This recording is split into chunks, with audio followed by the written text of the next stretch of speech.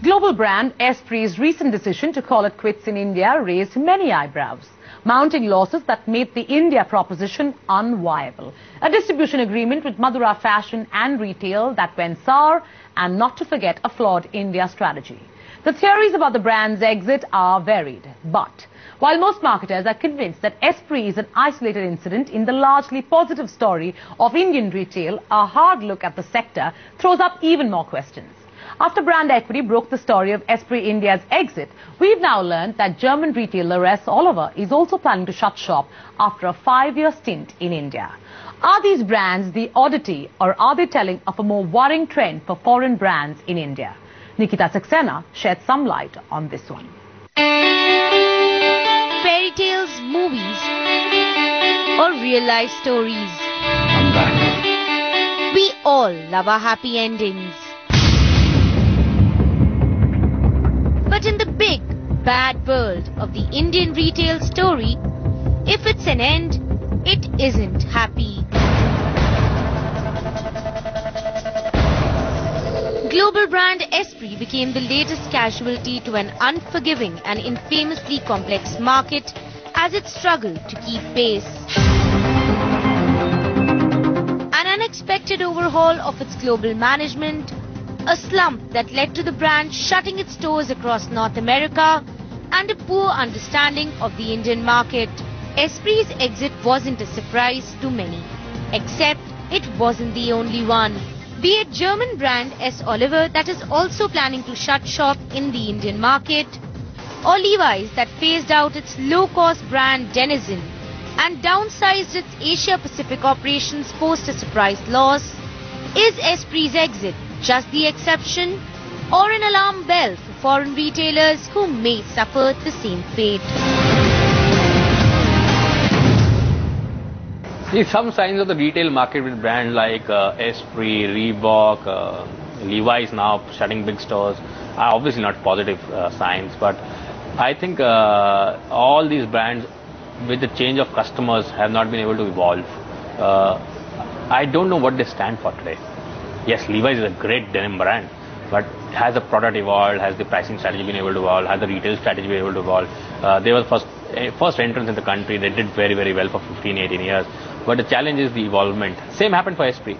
I think the customer also didn't know what they stand for. There's been a fairly high rate of mortality with brands which came into India between 2005 and 2007. One is the real estate market was at its peak. And there was this super optimism about India because people looked at India as being the next China, the next Russia. You come in and all the badge brands which are big in Europe automatically will go and capture the market. It's like, oh, Indians can't think for themselves. Anything which is a foreign brand, they will lap it up the way it is. I think the guys who will crumble, who suddenly say we're going to enter and open 40 stores and they're going to be all successful. Exception in case might be Zara, but Zara is a hugely powerful brand. With newly liberated FDI norms underway, an increasingly brand-conscious population that is willing to spend, foreign brands are flocking to India, and with good reason. But be it poor strategy, a failure to understand the nuances of the Indian market, or just plain bad luck, something is amiss. Case in point, brands like OVS, Leros or The Collective that entered the Indian market with fanfare only to recede into oblivion. Inevitably, I've realized that when you do joint ventures with international brands, when they come on the table, there's a lot of promise about how much value they're going to bring in and how involved the international team is going to be in the business. And when they don't see the numbers because they expect numbers overnight, slowly international partners tend to lose a little bit of their interest. The Indian partner at some point of time realizes the business is bleeding. And the man who owns the brand says, let's put more money into this business. The Indian partner is bound to put up his hands at some point of time.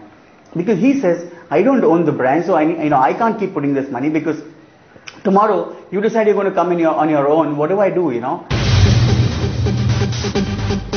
In yet another miss, German-based apparel retailer S. Oliver entered the market in 2007 through a joint venture with Orient Craft.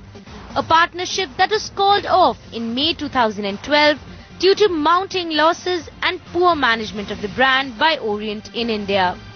S. Oliver then roped in Design Pod as a new partner and undertook an ambitious expansion plan that involved a commitment to invest up to €20 million by both the partners to reposition the brand and make it profitable by 2016. Visions that have gone to dust as sources report that this brand is going to be exiting the country as soon as December 2012. See, S. Oliver came in and I think they remained in the pilot mode for a very, very long time. And I call such companies that they remain in their infancy for way too long. And after that, infant is not cute anymore. You start getting worried that maybe there is a stunted growth in this particular child. And that's what happened with a brand like S. Oliver. That they initially came in, opened few stores, and they just stuck on that. And I think the management way of looking at it was that let's make these stores work first, make them profitable, and then we go after opening other stores. So there were very, very little penetration which they had. Many of them didn't walk in, like you were talking about Leros as well. Again, the same story. It may be a great brand in Germany, but didn't do much in India because they somehow felt that having a great product and having a store in a mall will make things work. However, experts argue that Esprit's exit is self-inflicted. Esprit's India strategy drew flake as the import of its merchandise resulted in uncompetitive pricing compared to brands like Zara and Vero Moda. These high prices led to an inventory pile-up post its second year of operations and losses that eventually mounted up to 20 to 25 crore per annum. Esprit now has a mere 24 stores post 7 years of its operations as opposed to the initially projected 70. There was time where there were 2 seasons they just didn't buy products because they had enough. We all love full price business, but hard fact is you have to go into liquidate. If you don't liquidate it fast enough, that inventory which you believe is value is your biggest burden.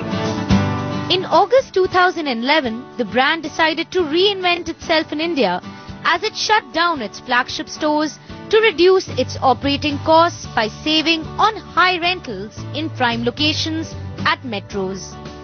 But the brand's credibility reduced further for consumers who perceived this as a failure. The final blow came with the fallout between Madura and Esprit over the brand's reluctance to localize production in India. Esprit's new management was also unwilling to commit to a clause that would allow Madura to renew the agreement after 10 years. I think before India loosens up to foreign competition, I think Esprit would have second thoughts in terms of getting back into India. It is very expensive to build a retail operation, and as we all know, in retail, location is key. Getting back into some lucrative locations might be a bit of a challenge for Esprit. So I think at least for the foreseeable future, they're surely going to hold back on the Indian market. The mammoth discounts across Esprit's outlets in India are music to any shopper's ears. However, the Hong Kong-based retailer's unceremonious exit is a wake-up call for global brands. Competitive pricing, constant customization and innovation, and a long-term distribution strategy are now going to be vital factors for any international brand that aims to thrive in this complex market.